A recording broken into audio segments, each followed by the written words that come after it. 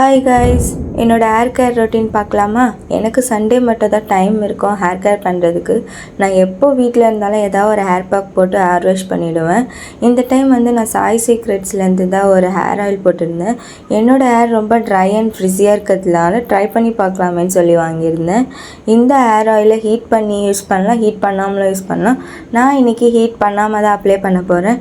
எனக்கு ரொம்ப சோம்பேறியாக இருந்ததுனால நான் ஹீட்லாம் பண்ணல. இது அப்ளை பண்ணுறதுக்கு ஒரு டியூப் எதுவுமே கொடுக்கல. நான் ஸ்பூன் வச்சு கொஞ்சம் பார்ட்டிஷனாக எடுத்து அப்ளை பண்ணிட்டு இருந்தேன். ஒரு சைடு அப்ளை பண்ணும் போதே கை வலிக்க ஸ்டார்ட் ஆகிடுச்சு. ஒரு சைடு எப்படியோ அப்ளை பண்ணி முடித்ததுக்கப்புறம் இன்னொரு சைடு அப்ளை பண்ண ஸ்டார்ட் பண்ணிட்டேன்.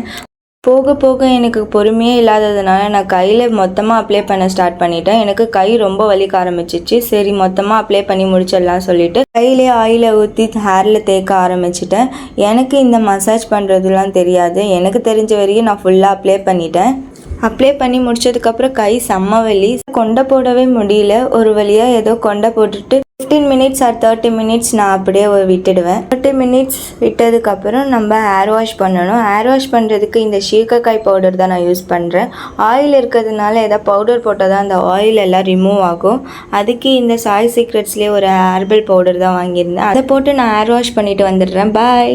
ஹேர் வாஷ் பண்ணிவிட்டு வந்துட்டேன். ஹேர் வாஷ் பண்ணிவிட்டு வந்ததுக்கப்புறம் முடியை நல்லா காய வைக்கணும். நான் துண்டு வச்சு நல்லா துடைக்க ஸ்டார்ட் பண்ணிட்டேன். எனக்கு ஓரளவுக்கு தான் துடைக்க தெரியும். எனக்கு பாட்டி தான் தொடச்சி விடுவாங்க. உங்களில் எத்தனை பேருக்கு உங்கள் பாட்டி தொடச்சி விடுவாங்கன்னு கமெண்ட் பண்ணுங்கள். நெக்ஸ்ட்டு இந்த ஸ்ட்ரீக்ஸோட ஹேர் சீரம் தான் நான் யூஸ் பண்ணிகிட்டு இருக்கேன்.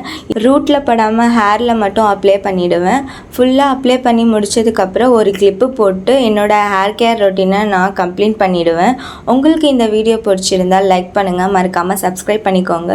பாய்.